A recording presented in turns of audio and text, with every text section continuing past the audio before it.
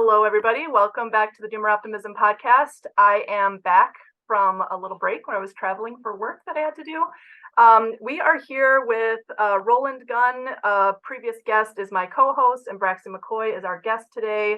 I am going to have Braxton start by just introducing himself a little bit, and then we'll jump in. So welcome, Roland, and welcome, Braxton, for the first time. Thank you, ma'am.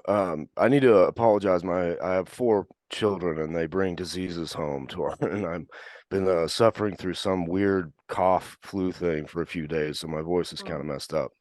Um, I grew up in southern Utah. My old man was a electrician and a horse trainer. He raised colts, and I had family that had cattle operations, but we didn't actually have a cattle operation. We raised horses, about 20 to 40 head or so, depending on the time frame and market influences, which I guess we could talk a little bit about that at some point. So I grew up in some sense with a kind of a picturesque upbringing, other than my stepdad drank a bit too much and was kind of a bit of a bear, but a lot of it was great too. I got to learn to do things that I love to this day that I never thought I was going to be able to do again after I got injured, and so it's been a pretty blessed life all in all, I would say. And just like a little bit of background, I know you wrote a book. I know you were a soldier. I'd be interested to hear, why you chose to get back into your, family's line of work. I you were injured to the point where you were maybe never supposed to be able to ride again, if I understand that correctly. So tell us a little bit about from there to the point you're at now. Okay, yeah, I was just a typical American kid, high school athlete, and full of testosterone, and I saw the whole Twin Towers thing happen, and I just wanted to go and fight the war. And I was riding bulls and stuff at the time, and working on a concrete crew as a kid, and I thought I would just go fight this war and then come back and chase my dreams as like a professional bull rider, and then buy my own ranch and all this Mm. kind of stuff. Um, and that got turned on its head in the war. I got hit by a suicide bomber and broke broke my body up pretty good. My left femur was broken in 3 spots, and my left hip in 2, and my right hip in 1 spot. My right femur in 2 places, my left tibia, my back was broken, a bunch of ribs. All the bones in my right hand were broken. My right radius and ulnar were broken. My left humerus was broken. I didn't have a skull fracture, but my brain was bleeding, and ended up with a pulmonary embolism and some lung damage. And it was quite the journey. And anytime you have that much soft tissue damage, obviously a lot of this comes from both the concussion of the blast and then also the shrapnel wounds. And anytime you have that much soft tissue damage, you end up with a lot of nerve damage. So I've got a lot of that as well. And early prognosis was that it was going to be 18 months, if ever I was going to be able to walk again. And I got lucky and had a young surgeon get assigned to my team that was pretty he was kind of gung-ho type guy, and he thought, he decided, or said rather, that he thought I was going to be able to walk, but I would have to get on it kind of right away. And so I learned how to walk on broken, or sort of relearned, I guess, in a sense, how to walk on a pretty broken body. So the idea of being able to start Colts again was not even close to within the realm of possibility, from at least from that point of view, or that perspective. Um, and then I just stayed at physical therapy for about 8 years, and then eventually I was able to kind of jog a little bit. And in the meantime, I worked at a couple of not-for-profits and spent a little short stint in college. And then I ended up just deciding that I wanted, once I was physically capable, I wanted to go back to what I love, and so that's what I do now. I raise horses and break colts. And it's funny, I get accused by people that dislike me, and there's plenty of reasons to dislike me. I'm not even, but of being this rancher with illegal immigrants hired and stuff, and it's hilarious because I can't even hire a kid from town that will stay for more than a couple of weeks. Like, I have no employees, and my boys are too young to help, and so my daughter kind of gets stuck doing stuff she doesn't want to do that bad either. So, but yeah, that's Yeah. kind of the journey. I hope I answered your questions. Yeah. Yeah. Roland, you want to Braxton, jump in? yeah, Braxton, since you brought that up, uh, I remember, I think it was last year, you got in a bit of hot water with the internet right about a tweet regarding illegal immigrants. And Mm-hmm. my read on that tweet was different than theirs. I felt like you were talking about, you know, what does it mean to belong in a place? Like if a guy has been there for most of his life, he's raised kids in a place, he has a claim to belonging there that maybe a person who just moved in from California with 2 or 3 million in equity and bought a play ranch doesn't have. And I think a lot of people in the Intermountain West right now are dealing with that question. We're certainly dealing with it down here in the South.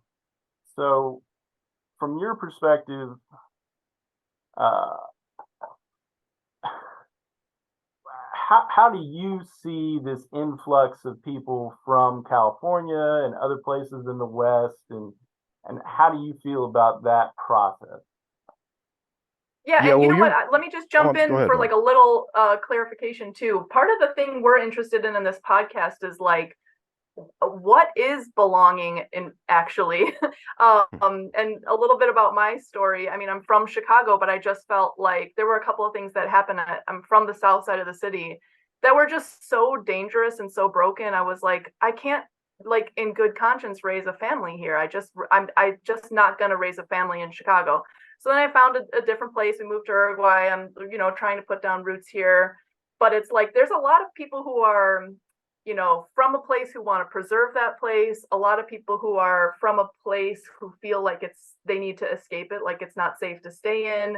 And a lot of people are just moving around, and there's just a lot of obviously, and it would make sense to have conflict as a result of that. Different people moving in together, they're not going to all just get along. But this is just like an ongoing theme. Like, how do we navigate that? So I'd be curious from your perspective. Yes, ma'am. Well, first of all, Mr. Gunn, I would say that you are much more. You read that much more closely to what I meant than what it got spun into, and I found that without dredging this all back up, I found it funny that they ignored the tweet that was directly underneath it, where I was talking about how we had to seal our border, and then I was joking about putting alligators in the Rio Grande and just whatever. So I'm clearly not an open borders guy. Uh, what I was talking about is an individual who has been in a community, as you say, for his entire life and has the support of that community trying to pull. I'm talking in this case, I'm talking about a person, a singular person, has the support of a community. Trying to wrest that person from that community is going to cause more of a tear in the social fabric than I think we should be willing to bear, because you want to make enemies. That's a real good way to make enemies. You got a real small town with a guy that's become like a pillar of the community, never gets in trouble. He's got good kids. He's at church on every Sunday, and he's just well loved. You try to take that person out, you're going to cause problems. And when in the tweet, I said, and for people like him, well, I mean, I'm not talking just anyone who's been here, some MS-13 guy that somehow managed to, stay under the rug or whatever for 13 years, but as a rapist or whatever. Like, no, of course. In fact, I don't even think you should deport him. I think you should redact that person. I'm talking about these individuals with, the support of a community behind them. And as far as your talking about prunes moving in, uh, this whole cycle that we're seeing in Montana, Idaho, Wyoming right now, it happened in Utah about 20 years ago or so. And Southern Utahns absolutely despised Californians. They hated their guts at the time because they would come in. In fact, I can tell you a story. A guy moved into our town, and the way our the way that we have to irrigate out here, for anybody who's not aware, we don't get enough rainwater. Our annual precip is somewhere between 8 and 10 inches, depending on which valley and which part of the state you live in. So all of our crops are irrigated. Most of that comes from snow melt. Some of it's put into reservoirs, some of it's not, but some of it's pumped out of an aquifer, but generally it comes from snow melt. So in the small town I grew up in southern Utah, we had a town water board. It was basically like a co-op water company. So the town would get together and vote on whatever changes how water was going to be allocated that year, whatever changes they wanted to make. It was kind of like the regular town meeting, but it was, I mean, it was governmental in a sense, but it was really 90% of the discussion was about the water company, right? Well, in this meeting, this guy stands up, just moved in, bought a beautiful old home, and was working on restoring it, which everybody was happy about. A lot of the homes in those old towns in the Mormon country had beautiful craftsmanship and porches. The Mormons really cared about aesthetics on their adobe houses, and so it was neat to watch this guy try to rebuild it. And he'd kind of won a lot of good grace through that, even though he was sort of a weird guy. Well, he stands up in this water meeting and he says, I propose that we make it illegal to wean calves in town. He didn't like, when you wean calves, they bawl, right? For anybody who's not around, they sort of holler and moan and all this kind of stuff, and it's loud. Well, you moved into a cow town. I mean, it's like, and 90% of the people in the town, that's their primary occupation. Like, the cattle outnumbered us something like 400 to 1 in the valley. Yeah, so needless to say, all of his good grace went out the window with one opening of his mouth. So yeah, they just really struggle to assimilate. They're used to being it's just a different culture. They're just not the same. They're used to feeling like they can wield political power in ways that we just don't out here, just don't flat out don't appreciate. Like in some sense, the Cowtown West is as close to kind of a Hoppian view of libertarianism, anarchism as you'll find. Like we're a long ways from fire stations, and our sheriffs are our neighbors to the extent that we even have them. And I mean, we're sort of, I don't want to say self-sufficient, because we definitely get state and federal dollars. I don't want to lie about what it is, but on a day-to-day sense, we're pretty self-sufficient communities. When the school needs something, everybody ponies up a couple bales of hay or whatever and puts it on auction and sells that to buy new stuff for the school or whatever. And like we kind of live a different life. And so yeah, these people don't, if they move in and they're good, kind, godly people, they get treated well. If they move in and they're drunks with shitty kids who are smoking at the high school or whatever, then they get bullied and eventually they leave. And personally, I think that's a good thing. Okay, I have a couple of thoughts on that. The first one that comes to mind is just like these city people moving to rural places and not wanting like the imposition of nature is really funny. Like they want the nature to be, I don't know, maybe out like their big glass windows or something, but not the sound of it at all. Like no, definitely not any animals bothering their peace and quiet. So that's like the first thing is it's such a city person's view of what nature should be, like just to be looked at and not to impose on you in any way. And then the other thing that comes up with that story is like this idea, a lot of city people want to just like legislate their way out of every problem, or they want the solution to be solved, via some sort of formalized bureaucratic system, as opposed to like solved from the network or the web of civil society, like this set of norms we all agree on, and then we solve it mostly ourselves that way. Huge problems result from that. We talk about that a lot on the podcast. Like you really just cannot legislate some things. Some things have to be done by us all agreeing what the norms are in the place. So zooming out a little bit, a question I have. So this is the Doomer Optimism podcast, and a lot of times in the arc of the interview, I like to start with like laying out what a person's sense of the doom is, and then lean to like what they think are points of agency, where they would find points of like optimism or hope despite that. So I wonder, what is your like, top level view of system decline or national decline? Like, what do you think are the big problems you're worried about that keep you up at night? And then we can, dig into that a little bit, and then we can move toward what you think might be more optimistic ways to deal with those problems. Banking in the dollar are my number one fear for my children, I would say. Because I think a lot of our cultural problems actually stem from that, and I don't mean just in an economic sense. I mean like our brains have been warped by consumerism to such an extent that we're hardly even the people that we used to be, and I worry quite a lot about that. Obviously the trans stuff,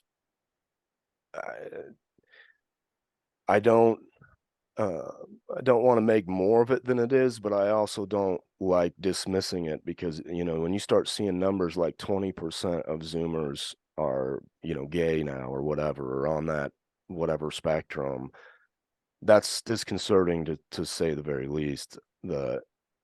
I mean, for me, I don't want to pretend to be more religious than I am, but I'm a Christian who's bad at being a Christian, and I worry about all of these demonic forces, and I really don't care what anyone calls me for having that fear, but it does seem like we sacrifice a whole bunch to Moloch these days, right in public, and that concerns me a lot because the book is full of stories about cultures who reject God and what happens to them. So I'm quite concerned about our lack of religious mooring and the way banking is done and has been handled, particularly over the last maybe 30 years or so in this country.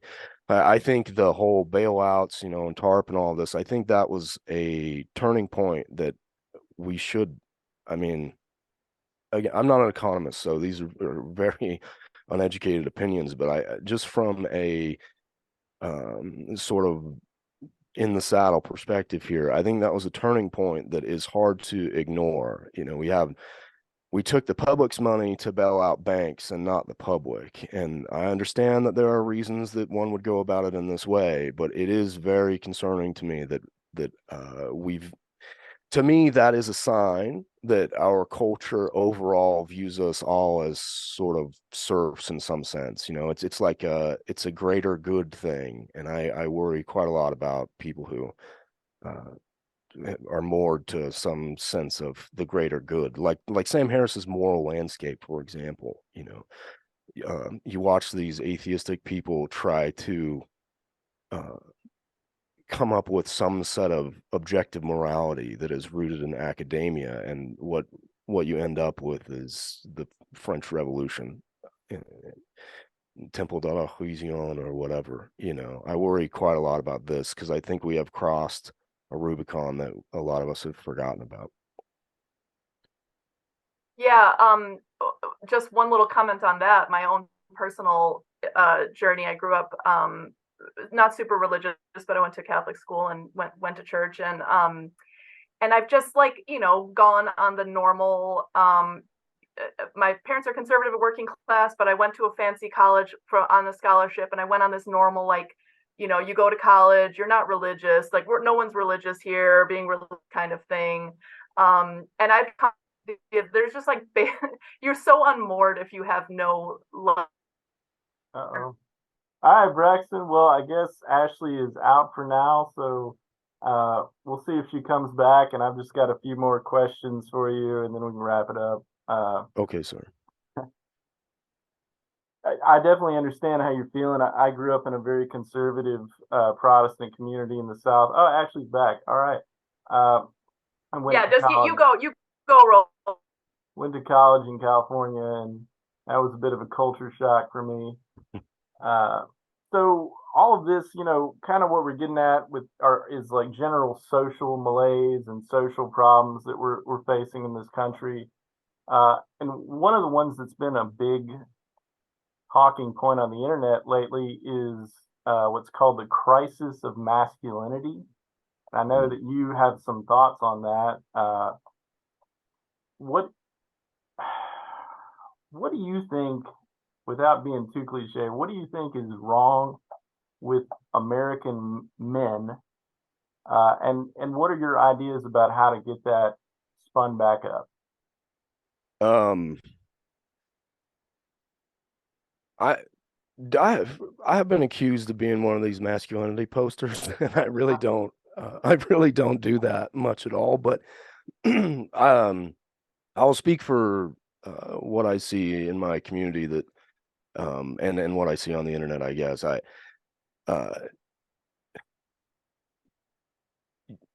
if we again, a lot of this does stem to shared universal, or stem from rather, a lack of shared universal morality, that,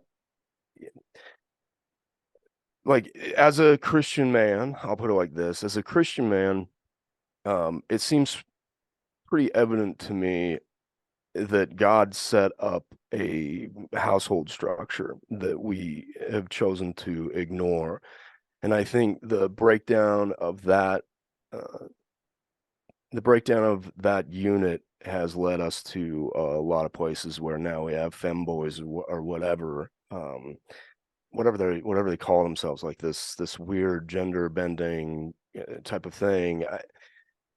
For me, the answers almost always end up at turn back to God. I think that's the best way. I mean, definitely don't take advice from somebody like me.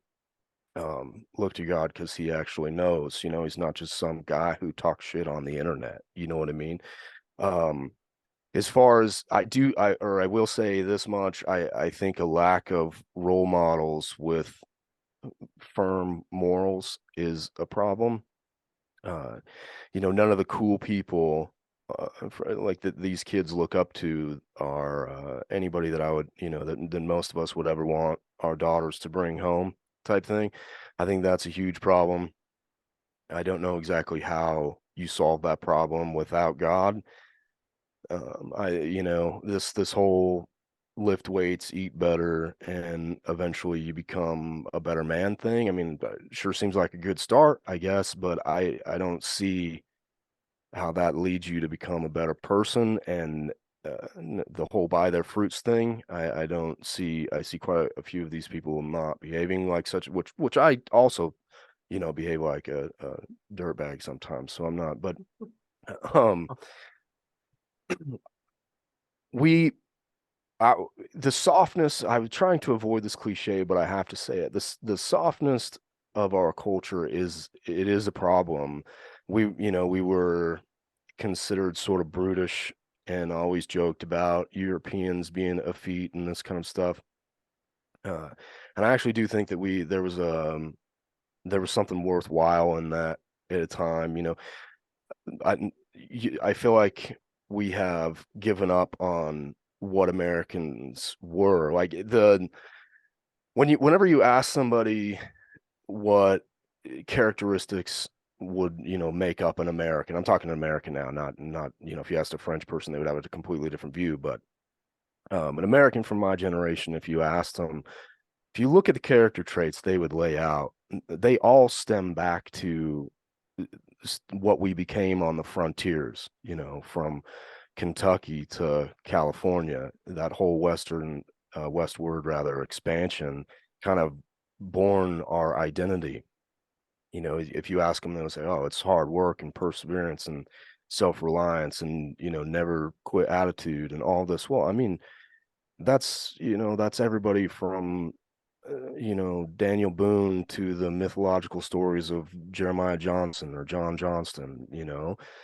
Uh, all of that stuff happened out here. And when I say out here, I mean, off of the coast. Clearly, the frontier expanded over time, and the lack of that frontier sort of put us in a weird place where we have these sort of this idea of ourselves that we can't really do anything with anymore, because unless we're going to somehow try to settle the North Slope of Alaska, then there's really not a long way for us to go, and maybe some African conquest or something that's totally out of the Overton window in 2023. But we're kind of a people without a mission now, and I think that's part of the problem, both on the male and female side. And I also think that masculinity is generally actually driven by femininity. I mean, young boys will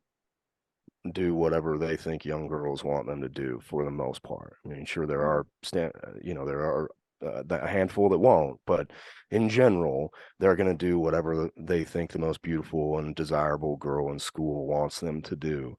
So this social media thing, while there's undeniable good that's come out of social media, I do worry quite a bit about what it's done to young girls' brains, and now all these girls they look at with filters on and boob jobs and all this, like what they're aspiring to is some plastic nonsense. Uh, and I think that actually causes a problem for men as well. And sometimes we don't link the two, but I have to mention this just recently, this Twitter mini storm about a mutual of mine. His Twitter handle is Guy Alaska, and he showed a picture of his wife. I don't know if you came across this, washing her clothes in the stream. And they are like literally, trying to do a pioneer type thing. They bought some like undeveloped land.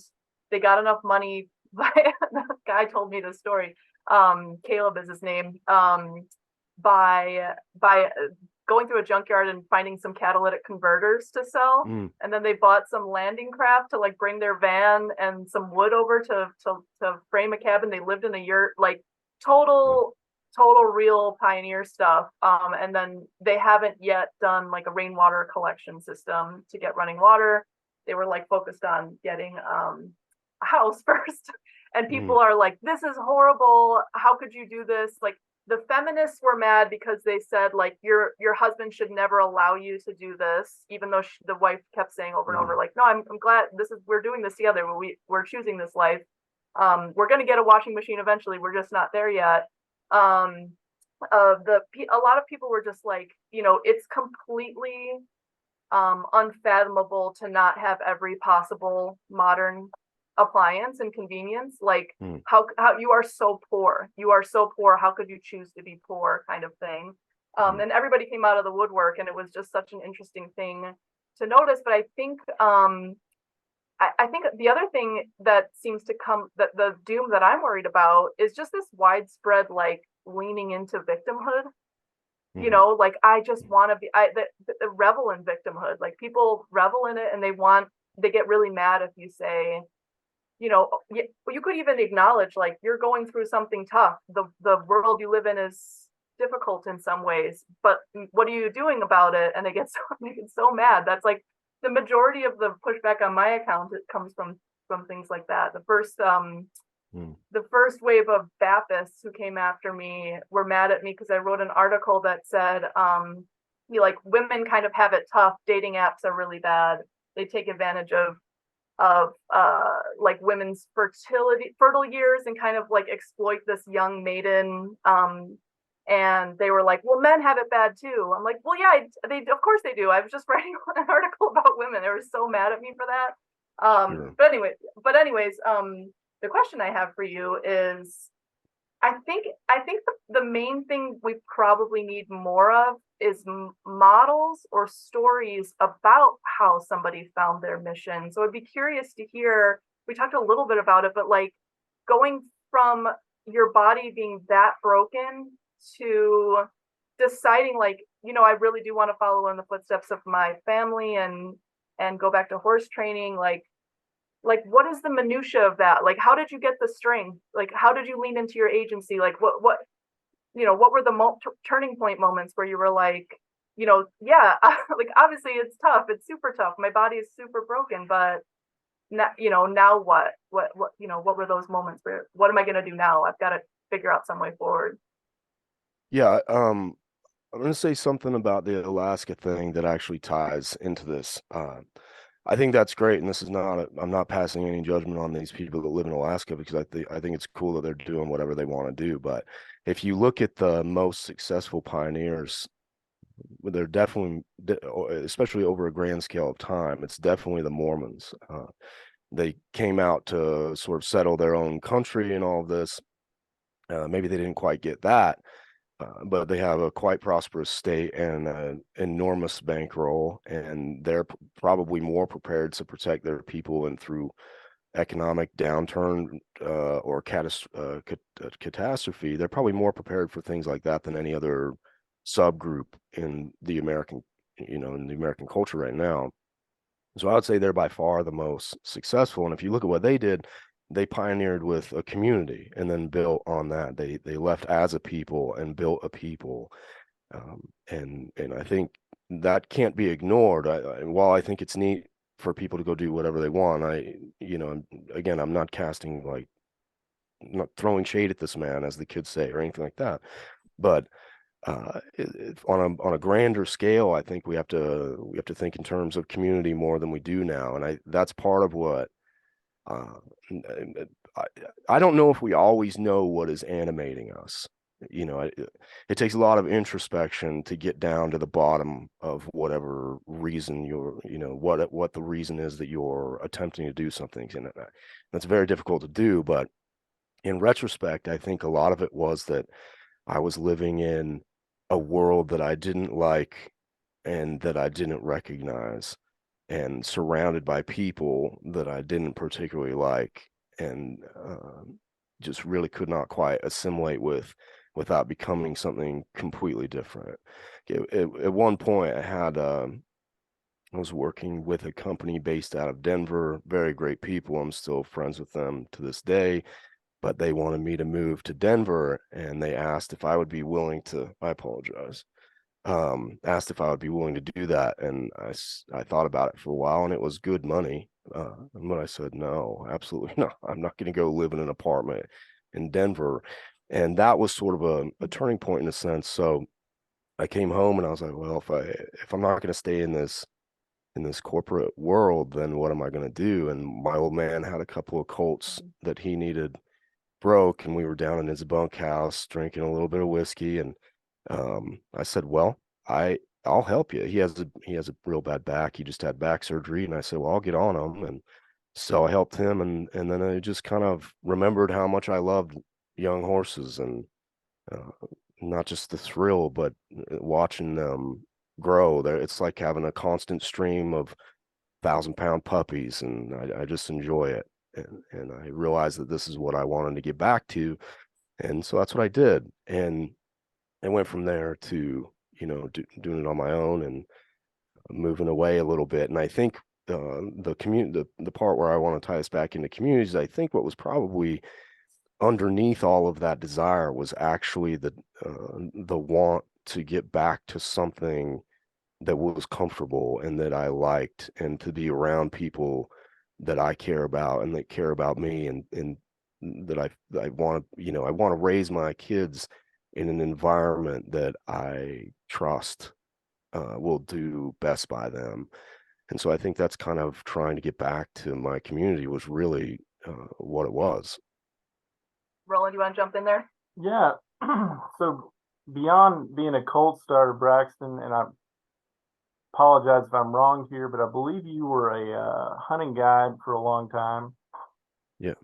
Or a while at least. You got a pronghorn elk antlers behind you, I think. Oh, that's from a hunt that I did with my cousin. That was it's a small bull, but it was a fun story, so I keep it in my office. Yeah. So, hunting back here in Tennessee is a bit different. I'm part of a hunting lodge that's existed for about 100 years, but we're mostly looking at duck and whitetail. You guys are going out doing pack hunting and really getting in the backcountry. It's a lot more serious thing, and I think I remember you saying a while back that you were getting out of the business. Yeah. Is that true? Yes, sir. Yeah, I think it for me it started to get I love my kids, and since I get to work at home, I get to eat 3 meals a day with my children now, and they're 15, 1, 4, and just turned 6, and I really don't. It's getting harder and harder to leave them for 2, 3 months at a time to take some people out hunting. So that's the real reason I'm not doing it anymore. So it's not about the clientele so much. It's more. Well, sometimes it's that, but a lot of times they're great people. Sometimes it is the clients, though. I'm not gonna lie. So it gets it gets hard to babysit people sometimes, but I guided 2 guys from the Carolinas. I'm still very good friends with them. They showed up, and this is for an October mule deer hunt, and we were going into the backcountry, kind of way back, and they got off the airplane in flip flops and shorts, and I was like, "Hey, do you guys have some warm gear?" And they said, "Yeah, we got some warm stuff." And I was like, "It's gonna be 20 below where we're going, just so you know." It was quite a shock for them, but they were really fun about it, and like I say, I'm still friends with them. So a lot of times, or oftentimes, it's like that. You build a acquaintanceship or even long-term friendship with them, but then other times there are people that you consider, tossing off a cliff. And I just wonder, like, do you, to go back to this like localism discussion, um, what is happening in your local area? Like, there's Californians moving in. Are there immigrants? Like, paint us a picture, and where exactly do you stand with all that, with the newcomers? I wish we would build an electrified wall around the entire state, and put snipers and towers on it. That's my kind of baseline.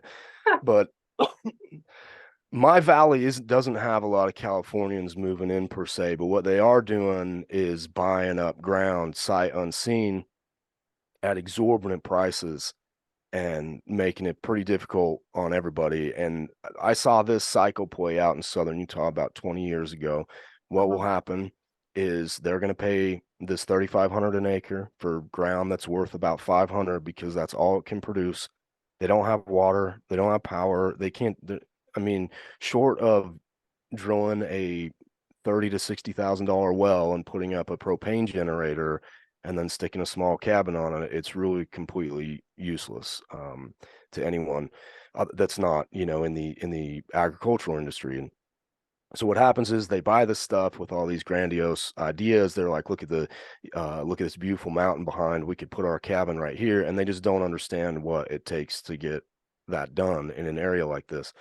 And then over time, they start selling it off, and then the next Californian or whoever buys it, and then the next one, and it just gets cheaper and cheaper and cheaper over time, and then eventually it ends up back around $500 to $1,000 an acre. I mean, I watched this happen in my home county in Utah, and so that will probably happen here, but it does squeeze out an entire generation. That cycle takes time. And Roland, I'm curious to see to hear like your parallels, because I know you're near Nashville, and I know that's another place where it's a similar kind of thing playing out. I know it's in a city, so it's a little bit different. But do you think it's a cycle that'll sort of play itself through, or what are your thoughts? Yeah, well, our land is a little different here. Like my grandparents' farm is about 300 acres. We've got more land than that, but 300 acres back 50 years ago was enough in Tennessee to support a family, not necessarily be wealthy, but we run right now. We have about 50 head of cattle, hobby farming, and we've seen the price of our land go up, and it's definitely over 4,000 an acre now. I'm worried that it won't go down. But the bigger thing here is the development is eating up a lot of land, and because it's sprawling out, spreading out of Nashville. My family is our farm is about 2 hours out of Nashville, so it's probably not going to get developed in this century, hopefully. But it is something that I worry about, and something I've been involved in local politics, trying to push back on. Unfortunately, the toolkit legally is somewhat limited. Actually working on a proposal right now talking about some options people have, one of which is an impact fee for developers, where for a long time Tennessee has had very little restriction on development, very little fees or anything like that. We're a very low tax state. We kind of pride ourselves on that, no income tax. And I don't really want to give that up, but at the same time, it is a toolkit where you can charge a developer, 10, 20 grand a lot impact fee, and that can slow them down a little bit. It's not going to stop it. The other option is, like we've seen with a lot of school boards around the country, you can take over your local zoning board. Those zoning boards tend to be controlled by real estate developers because they're the only ones that care about zoning. Mm-hmm. But if you get a group of, it doesn't have to be much. You get a couple hundred people, you can probably get on a zoning board and start influencing development. I love that. You got to look at state laws and stuff like that about basically making it harder to develop things. And that's a double-edged sword because, like Braxton was talking about, you've got a generation of people here in Tennessee. I've got friends on Twitter and real life who grew up here, and I'm lucky. I've got land, I've got a house. But a lot of young guys are struggling because in the Nashville area, starter homes now are going for maybe, depending on where you are, 300 to 400 grand, and that's a lot for a guy who's just starting out. Yep. So it's a real problem. Yep. I'm so glad you said the zoning board thing because I've brought that same thing up. That my home county, again, not to keep referencing stuff, but my own life, I guess. But my home county did this successfully. My mother's a real estate broker, and she was quite upset. But my old man and I were pretty happy about it. But they were a company wanted to come in and build a factory in our county, and our county's like almost 4 million acres, and there's 11,000 people in the county at the time, and they wanted to bring a factory in. So you can just imagine, that's going to at least double the population of the county, and it's going to be people, we call them foreigners, like basically anybody north of where our mountain ranges met and there was a summit. We called them people foreigners, and it's just going to bring in a bunch of foreigners. And so the zoning board just flat out said no. And my mother was one of the people that went and was trying to, talk them into it. And they said, no, we don't want a factory. And and of course the kind of the whine was, well, don't you want more jobs for the community or whatever? Your kids are struggling to have jobs and all of this. And it's just like, it's not worth the trade. We'd rather stay how we are and figure it out from there. So I think that's a great suggestion that I've actually seen work in the real world. I love that. Yeah, and I love especially because one thing that I seem to butt heads with some of the people who consider themselves right wing or right leaning people on Twitter is there seems to be like this desire to have like a fantasy meme war, like ideas war, and I think the ideas are important, but like nobody really wants to go and sit at school board meetings or zoning board meetings, but that's like actually where right now in the world we live in, where there's a lot of power and where there's a lot of agency and where you could like make real change, but it's like it's a lot of work too. You have to just keep showing up. You have to find out how politics works. And then going back to your other point, the community, I think that's something we talk about on here a lot. Like, if you come from a place where maybe you have family or you have community, but the place is so broken, or you just really don't have a big support system, then go out on your own, do it your best you can with your own family. But like a lot of us are also coming around to the fact that like having a realization like you did, nobody can really stand in for long-standing intergenerational ties, like ties between families, your own family, ties to place. So yeah, that's something I think about all the time, having moved away and always thinking about, like, will Chicago turn around to the point that I could go back? And there's like really nothing that can compare to those kinds of ties. And people should be thinking about them as like resources, like resilience. Like, I mean, there's really nothing that can be recreated in another place. And I think the general thrust is like everybody belongs to nowhere, everyone's from nowhere, just move anywhere, move for a job, it doesn't matter. But I think a lot of people are coming more to your side, Braxton, about that. Unless you have a response to that, I'm curious about your sense of what's going on in agriculture. I study this a little bit. We have 9 acres here, so we're trying to make our attempt to do a little homestead here. But I worry a lot about consolidation, and extreme industrialization. And I wonder, yeah, what's going on in your neck of the woods, and what you're most worried about, what you think are the best ways forward with agricultural problems we're facing in the US. Oh man. I want to say one thing briefly and then I'll answer that.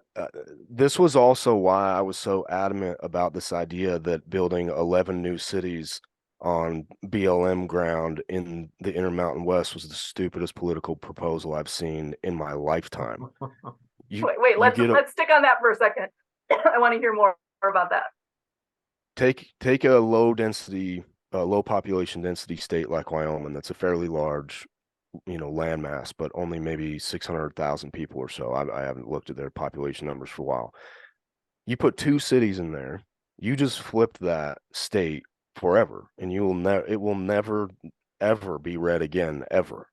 Never. So you just handed control of your local government over because the guy that you like made a proposal and you have to back everything that he says. Well, it's doing the left's work for them. I read an article written by somebody maybe 3 years ago talking about how we need to economically colonize these low population density states like Idaho, Wyoming, Montana, Utah, stuff like this.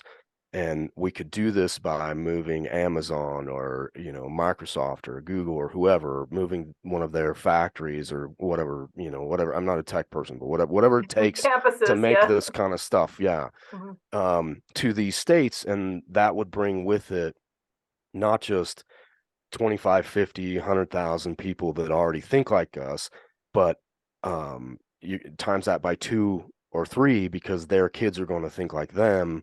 And in 18 years, now we have another, 300,000 people that are going to vote the way we want. And essentially now Wyoming looks like Chicago in terms of politics. That it's actually a very coherent philosophy, which is again why the zoning board thing is such a good, powerful and good idea. So why the heck would we do their work for them and build these? And I saw people saying, "Oh, these are going to be red cities populated with our people." It's like, what in the world? How disconnected from life on the ground could you possibly be? So I worry, or I don't like this idea, and it really bothers me. And I saw people saying, "You're just mad that you're going to lose your cheap grazing to a right-wing city or whatever." I'm like, holy cow, man. Okay, whatever. But as far as agricultural issues go, in my local area, or the things that I am closest to are obviously horses and cattle, and I guess to some extent hay. I don't really deal with grain or much corn, or I'm certainly not an expert on grain crops. Hay prices, so a lot of things are going on right now that are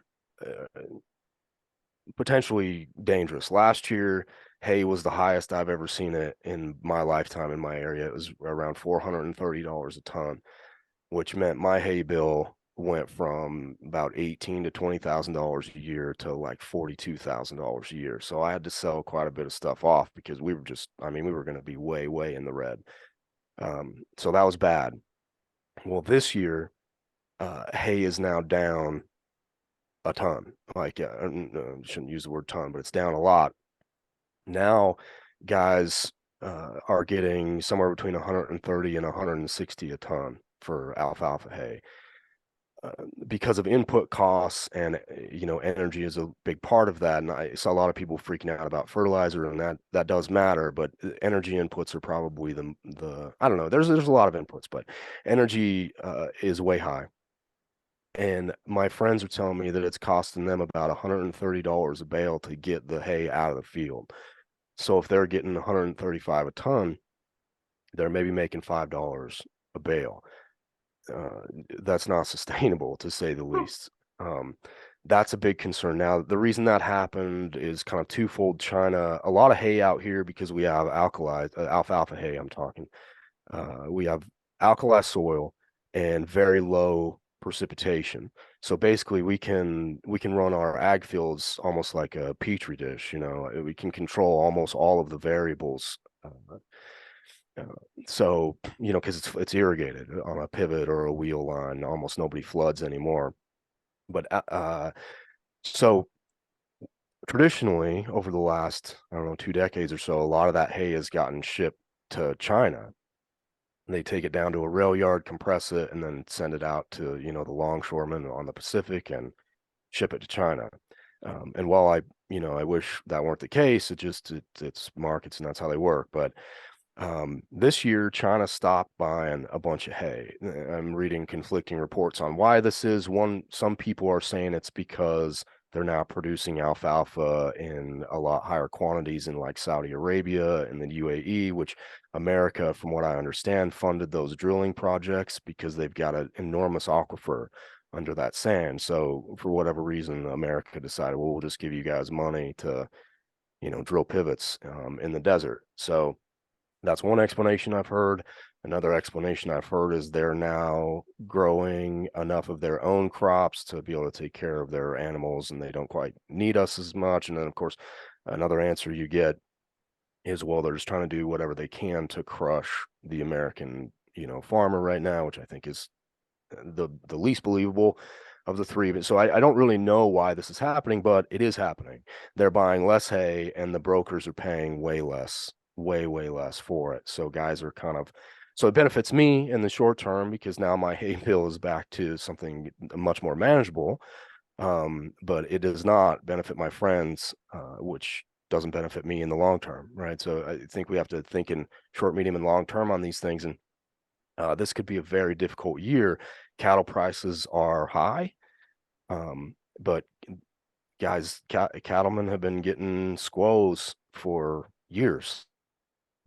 Exactly have huge margins, so they're going to have a pretty bang up year. But the other end of that, I think, is going to be a lot of pain. And as you used the word earlier, consolidation, I think anytime the small farmer experiences a lot of pain, consolidation follows it. Yeah. And I worry a lot about that. And, the cattlemen have been complaining about the Cattlemen's Association for my entire life, rightfully so. I don't know, we just, though, for anybody who doesn't know, these are the people that supposedly lobby on behalf of the producer. They don't. They lobby on behalf of themselves and the packers, really. I don't know. I don't like to me, anyone who tells you that they can see what's coming with a crystal ball type of thing are kind of full of it, because part of the reason hay is down this year is we had the wettest spring we've ever had, at least that I've ever seen. And so a lot of hay got rained on, which lowers the RFV, relative feed value. So the hay is just inherently worth less. So you can't control for that, unless you're Bill Gates and you have some, you can shoot aluminum, whatever, into the atmosphere. You can't control whether you get rain or not, right? So I don't know where it ends. All I know is that both the short and medium term do not look good for the small producer. Roland was talking earlier about how when he was a kid, a farmer in Tennessee could make a living on 300 acres. Maybe he wasn't high on the hog, but he could make a living. I saw the same kind of thing when I was growing up. A guy with 150, 200 head could make a living, cow-calf operation. He wasn't gonna, put his kids through Harvard, but he could feed them. And now there's just absolutely no way. 150 head is just, it ain't paying anyone's bills right now. There's no way. And another thing you'll hear a lot, I'm sorry to just ramble. No, go, please. These people complaining about the cheap price of AUMs, which is federal grazing on animal unit monthlies on federal land, BLM Forest Service, this kind of stuff, about how it's cheap and it's a subsidization to the farmer and rancher or whatever. And what that conjures up in people's minds is this bullshit Yellowstone thing, which are people that no one where I live even recognizes. Like, it's Hollywood, guys. These are not real. These are not real people. It conjures an image up of that, but what it really is like my friend in a town over who's a horse trainer and rancher with 9 kids, and his operation only works because he has some federal grazing ground. You take 50% of his land away from him, he loses everything, guaranteed. So wanting to jack this stuff up, it isn't going to hurt, Monsanto or Simplots or Larson's or JBS or just whichever conglomerate you want to point to. It ain't going to hurt them at all. They're already operating like 90-10 anyway, 90% privately owned, 10% federal AUM. It ain't going to hurt them. They're fine.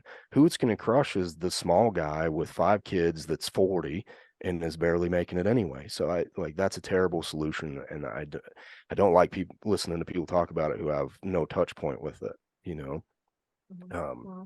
But unfortunately, it is a very real possibility that either those prices get jacked up or they straight up get taken away via some EPA green agenda thing. I mean, Biden could very easily write some EO that said, yeah, we're doing away with all grazing leases by the year 2030.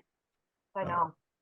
I mean, easily. And I don't even know how you would, I really don't even, I'm not a lawyer, but I really don't even know how you would combat that, because those lands are managed by the DOI. So yeah. I don't know. So those are, not to be too much of a doomer here, but I am quite concerned about the future of my people. Yep. It's funny. My training is in environmental sociology, and I was like all on the climate change thing until I started to look into basically what it functionally means is that no one is really paying any close attention to any like real measurable environmental issues. It's all climate change, and then that just becomes like a justification to do any political thing at all. And I call that spreadsheet brain, because it's you're only willing to talk with anyone who's like looking at a model made on a spreadsheet versus somebody who's like literally on the ground and saying like, we need to have better water management or soil management. Yeah, well, I am an attorney, and I don't really have a good game plan on that either, Braxton. So that doesn't make me feel very good. Yeah, no, I mean, it's federal land. So ultimately, whoever controls the federal government controls the land. And yep. If they wanted to dispose of it, or they wanted to end grazing on it, I think they have that ability. I do think there'd be a ton of pushback from both the right and the left on that sort of thing. Definitely a lot of environmentally, well, when I say, I mean, there would be a lot of pushback if they tried to get rid of it. Certainly a lot of environmentalists would love to end grazing on BLM land and national forest land and all that. A lot of these people, to Ashley's point, the spreadsheet people, they also don't realize that cattle have filled the ecological niche that was previously occupied by bison. So yeah, unless you're gonna rewild the entire frontier with these bison, who, by the way, are crossed with Angus and Hereford and other cattle, most of them. There's only like 2 genetically distinct herds left in the wild in America, and one's in Utah on whoa gosh, what's Antelope that range? Island. Well, there's some on Antelope Island, but there's oh darn it. Anyway, near the Utah-Colorado border, there's the Book Cliffs region, and then there's another one in like North Dakota or something. Maybe it's in the Badlands, I don't know, but the rest of them are all crossed. It's kind of like the red wolf thing. They're not really red wolves anymore. They're some sort of hybrid between a coyote and a red wolf, because the population bottlenecked. They got down to like 7, and they had to do something, so they kind of genetically modified them. Same thing happened with buffalo, so far as I'm aware. There was only like 12 left in America anyway, and they were at the New York Zoo or something like that. And they'd been purchased by a private, it was like a billionaire character of his time, if I recall correctly, and he brought them to the New York Zoo, and they sort of rebred them from there, and then kind of put them back out. At least this is my understanding of it.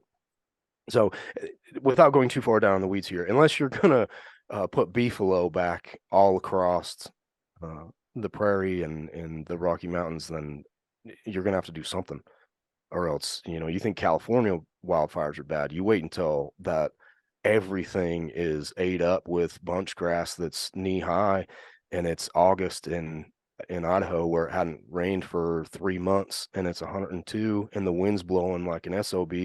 I mean, just an enormous disaster waiting to happen for sure. I know Roland has to go in a couple of minutes, so I just wanted to kind of wrap up. And we decided to finally do this podcast. I had reached out to you a while ago after having a little spat about this this singer Oliver Anthony. So let's just squash that real quick. My perspective on this guy, my first read, and I'm not a country music listener in general, so maybe I am being a little judgmental, but it just sounded like it was like, I don't know, being made for politicians to retweet. And then I was just like, all these politicians are like jumping on this bandwagon. It just feels like one of those situations where something comes out that's like overtly political, and then everybody jumps on the bandwagon, and it's not really good for the guy. The politicians kind of use him up. Everybody bats him around as like a political thing, and then he kind of gets forgotten. And that's not even really the thrust of what I said. What I said was like, I don't really like this music. So that I didn't explain all that in my tweet. I thought a lot of these like explicitly political songs get used in that way, and that's part of the reason I don't like it. It's like, yeah, this is he's on our team, and then okay, something comes out that shows he did something that's unsavory. Okay, now we're going to throw him under the bus. Like the whole limelight. And actually this kind of maybe ties into a question about what it's like to be a micro internet celebrity. Oh, but this kind of thing is like the thing I'm skeptical of, like just how it all plays out. There's always like this new big thing that comes out. There's some guy who gets tossed around in this way. And when you come up with something explicitly political, it's like that. But, I wish the guy hit all the best. I have nothing wrong with no issue with him in particular. So let me hear your side, and then we can squash this forever. Yeah, well, first of all, I said this before, but I just want it to be known in public that I did not realize that this was a woman account. I would have said nothing if I would have known that. For the sake of my grandfather, I feel like I had to say that. That's very gentlemanly. I appreciate that. Well, I am hardly a gentleman, but I would not have done that. I am very concerned with how overly cynical everyone is right now, and I understand where it comes from, because I mean the internet, like you spend 5 minutes on Twitter, and it it will inspire a lot of cynicism. So I get where it comes from, but I don't need this man to be an ideologue. He wrote a song that is overtly political. I completely agree. I think he would agree with that as well. But the idea that just anyone who has a political opinion that Matt Walsh liked or something is a plant by the industry, which I know that's not what you said, but it was being said quite a lot, was an industry plant that somehow languished on YouTube for 2 years and, wrote songs about whatever, smoking weed and drinking too much. Which, by the way, that sounds like Nashville. You know Yeah, what I mean? right. Yeah. Telling fat people to go to work doesn't sound very Nashville to me. But anyway, I don't like this reflexive cynicism of everything. I see it. I'm friendly with a very big podcaster in the military space, and I see people saying things about him that I just happen to know are flatly false. And I just don't like this rush to everything is fake and gay and stuff. It's like, well, yeah, a lot of things are fake and gay. I agree. But this kid really could just be living in a camp trailer in Virginia and with his $400 dobro, hanging out with his dogs and writing a song that, I said this on Twitter, but I'm not calling this kid Towns Van Zandt. I'm just happy for him. And I think Yeah.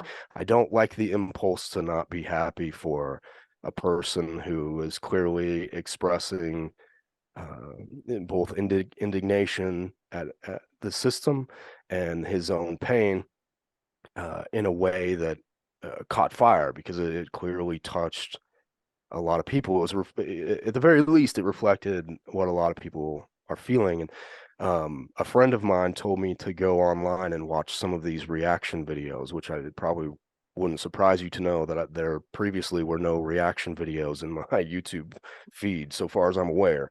But I went and watched a few. The first one I clicked on was this white guitar instructor guy who you could just tell was somewhere on the political left. You can just tell by looking at people sometimes. And I was shocked at how it resonated with him. And then, you've got, the blue collar man across the entire country feels like this song represents him. And then you've got like this, someone on a job site would consider this dorky guy with a pretend job. I'm not saying it's a pretend job. I'm saying some guy at a concrete crew would say that. No, email job. Yeah. Yeah. Yeah. I reserve that for Lafayette Lee, by the way, the email job thing. But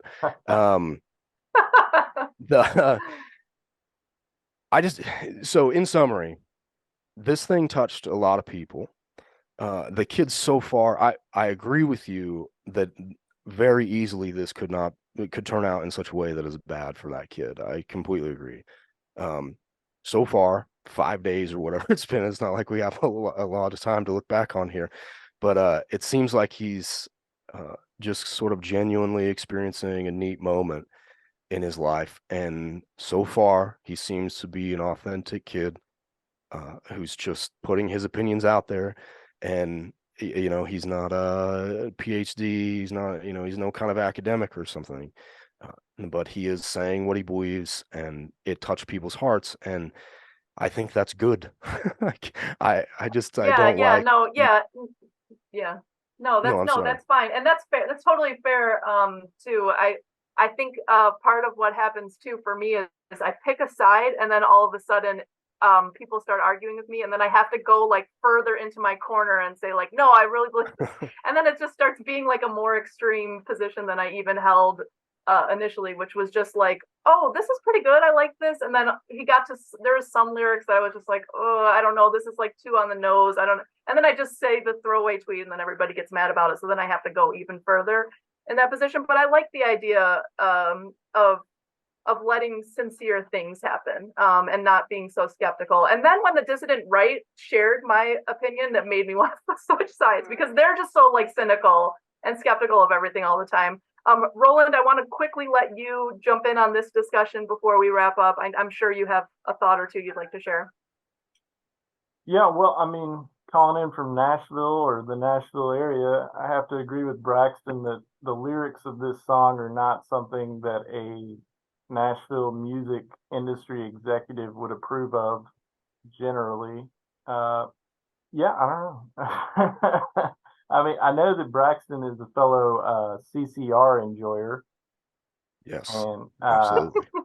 So he's clearly capable of appreciating music that is not right-wing coded. And I think that's a good thing. I think you need to be able to appreciate music for the music. I'd love to see more of that, but at the same time, you know, if people want to put out a political message in music, I think they're entitled to do that. Yeah. Yeah. All right. So good. We solved that through a longer form discussion than can be had on Twitter. So that's always nice to do. Braxton, any last thoughts, things that you've been thinking about lately, things you want to get off your chest and just have out in the ether that you'd like to say before we wrap up? No, ma'am, I don't think so. I think we covered pretty much everything I have to say. Okay, good. Well, thank you so much. I Braxton, appreciate your time. Thank you, Roland. Wait, Oh, yeah, one go ahead, second. Roland. Yeah. Braxton, you wrote a book, The Glass Factory, and that's available on Amazon. Is it available anywhere else? Yeah, it's available on my website again. We had a corporation out of Nashville actually, so that's going to get me in trouble. But they asked for a run of hardcovers, and so actually the corporation's not in Nashville. I'm sorry, they're in a different place, but I'm meeting with them in Nashville. They ordered enough hardcovers to justify printing another run, so we printed another run. It should be done here in I think 3 weeks. But those can be picked up on pre-order on my website, braxtonmccoy.com.